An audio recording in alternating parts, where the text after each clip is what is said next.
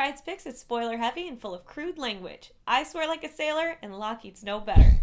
Consider yourself warned.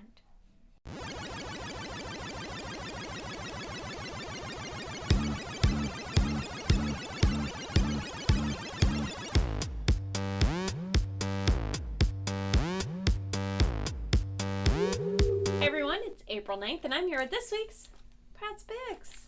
This week we have a butt ton of Marvel, a couple of books from DC, and one book from Image Comics. So let's get started. First up is all new Doop, issue 1. Now, when I saw this, I was like, all new. We haven't had a Doop issue yet. This is a little mini-series. It's kind of to introduce you to Doop. He's always been in the background of the Jean Grey school. And if you've ever played Marvel Heroes, he's the little green guy that gives you all the fucking loot. That's Doop. Turns out Doop's kind of a watcher of the X-Men universe, if you will. He pops in and out of the pages and the panels, and he kind of sees what's going on behind the scenes, and he doesn't really interact too much. Well, he's decided during the Battle of the Atom, he's going to jump around, follow Kitty Pryde around, kind of watch her. Turns out he's got a thing for my girl. And in the end, he kind of turns himself inside out and proposes to her. I didn't really understand where this book was going, but it would be kind of cool to see a behind-the-scenes view of stuff we didn't see in Battle of the Atom. Whenever they do that, I really enjoy it. So this book is definitely not a buy it now, but he is really charming in his disgusting little way. It's kind of like Slimer, but a little dapper. So Dapper Slimer. I'm going to give it a read it on the shelf and buy something good. Next up is All New X-Men issue 25. Now this is a 25th anniversary monumental great awesome issue that has a butt ton of different artists in it. And basically what's going on is Beast is talking to a shadowed figure. And he's lamenting about how he ruined everything and how he knows what he did was wrong, how he brought the old X-Men back into our verse, and he feels really bad. And so it kind of goes page by page through the different X-Men that are in our verse and what's going on with their lives and how things have gotten better or worse. And with each page, the artist changes. So you have anime art, you have little chibi art, you have very beautiful, flowy, like painted art. And that was really, really cool. In the end, the story doesn't progress in any way. You do see that Beast realizes he fucked up, but he's not willing to actually change it just yet. And the dark figure in the corner, you find out who it is at the end. And I was thinking, I'm like, is it Fury? Is it Xavier? And I was actually surprised by who it was. So it's not a buy it now either. I would definitely read this on the shelf. But if you are an art fanatic, you are going to want this book. If you could just stand to look through the pages and check out the pretty pictures, definitely read it on the shelf. Next up is Nightcrawler issue 1. Now, as you all remember from Amazing X-Men, Nightcrawler is back. But he's kind of having trouble adjusting. He doesn't quite know where he fits in. He's supposed to be a professor at the school, but he just feels like an outcast. He has a couple really cute moments with Hope, and then he goes to find an old flame named Amanda, and chaos ensues because some giant monster tries to get her. The book itself, nothing very serious happens, but it was a lot of fun, and it's kind of bittersweet to see him back because you feel bad for him. The man doesn't know his place. I can't even wait for the trade. I'm going to say steal it from a friend. Moving on to All New Ultimates issue 1. Now, as you know, Spidey has teamed up with Cloak and Dagger and a couple others, including Kitty Pryde, to form a new team. Kitty just saved the world. She phased through Galactus's head, and she kind of like stopped the world being eaten, and everybody sees her as this big hero. And she's trying to deal with this newfound fame because she's like, they hate mutants, but they're praising me. So Kitty hides in her apartment, and her roommate brings her pizza. Not much in the story arc happens. Miles Morales' bestie gets picked up and kind of beat on. So Miles wants a little bit of revenge, and they come across a guy who's been completely mutated. They try to take him down, and a giant gang shows up, and they're like, wanna fight, bro? So this book could be fun. I feel like the Ultimate Universe is a good time, and I feel like this book could be a lot of fun. I'd like to see Kitty outside of her normal verse and what's going on with her being a professor and defected to all that other crap. I'm going to give this book, oh man, Marvel's really dropping the ball this week. It's another read it on the shelf. Moving on to All New Ghost Rider issue 2. Now, last issue I was really kind of in love when smitten with Robbie Reyes. He was this young punk kid living in the hood trying to take care of his little brother.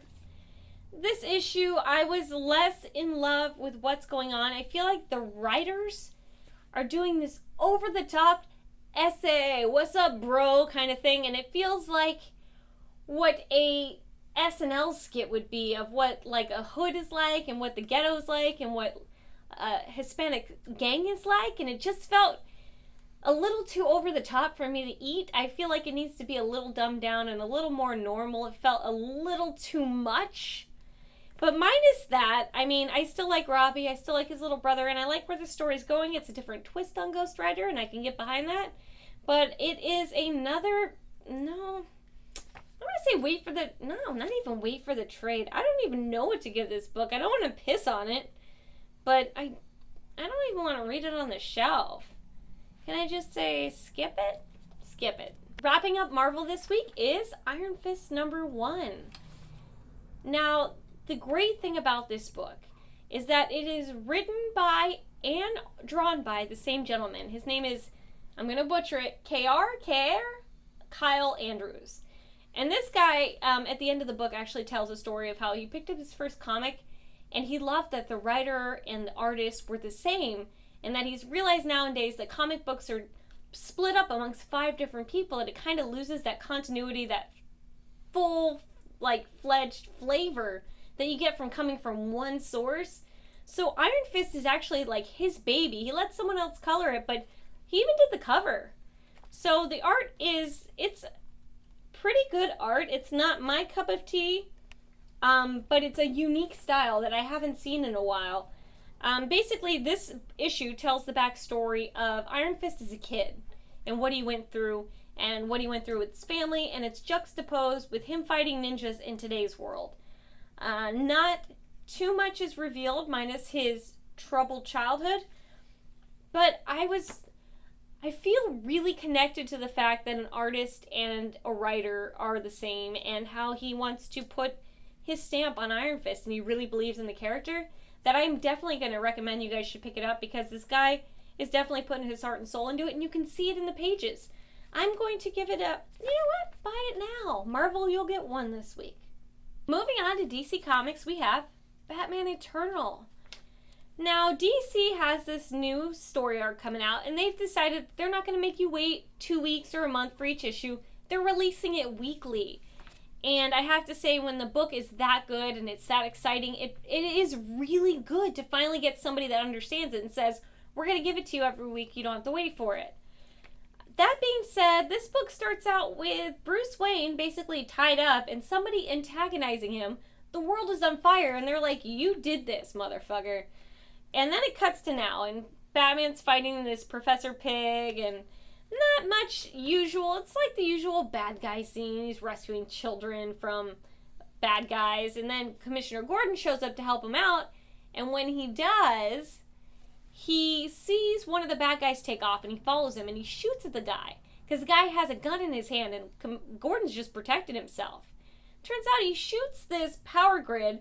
This subway train crashes into another subway train. Hundreds of people die.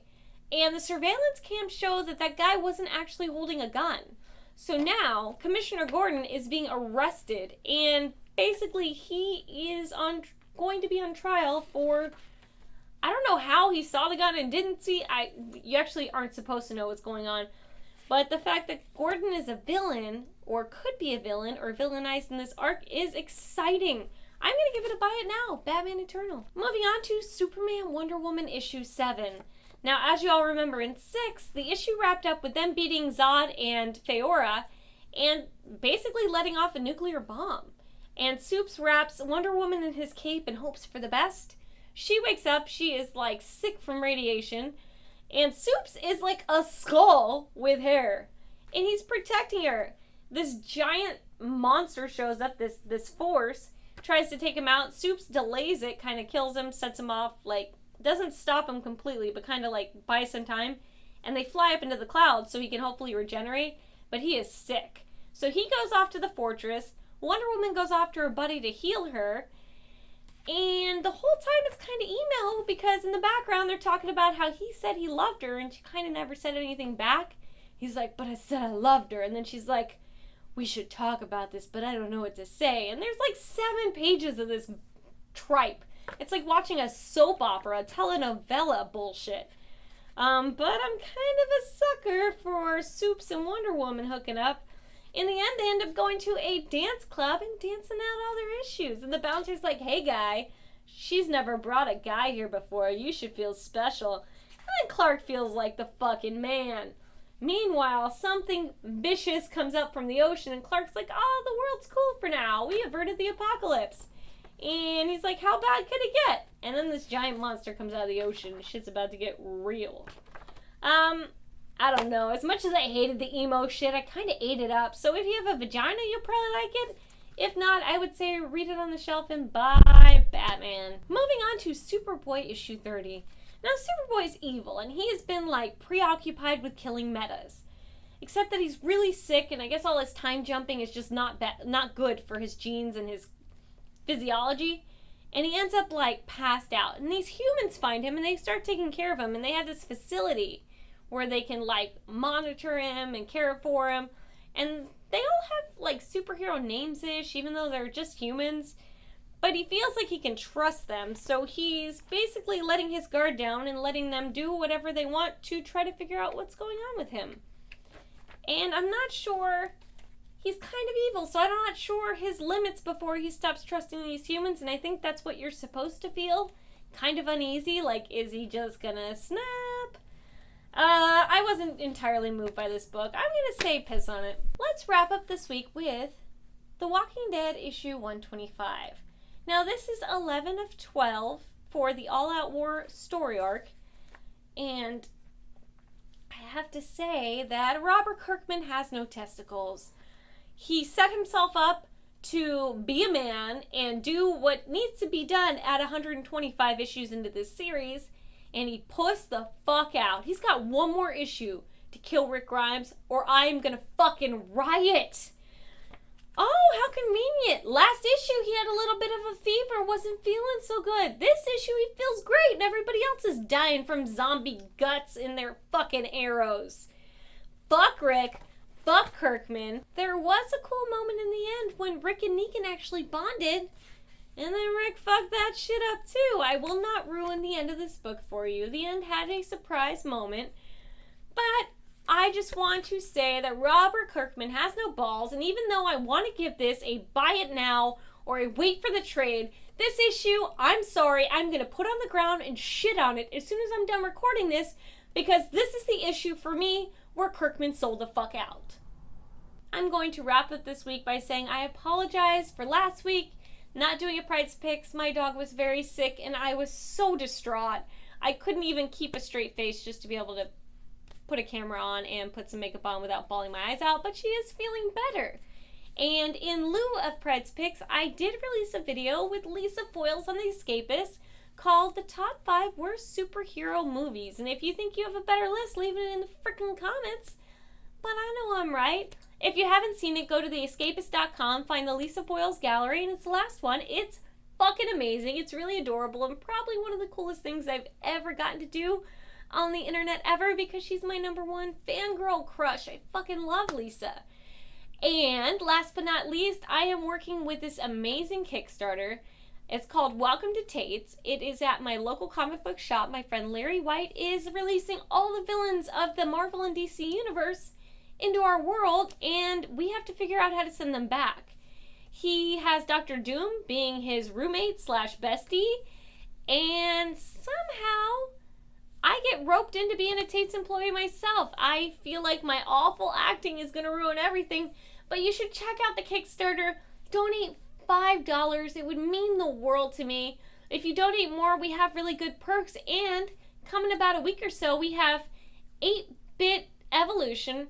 They are donating this amazing piece of art to give away as one of our perks, and the minute we get it and take a picture of it, we will upload it. But keep an eye out, because this thing is beyond fantastic. I want to keep it for myself. And good night, everybody. Mwah.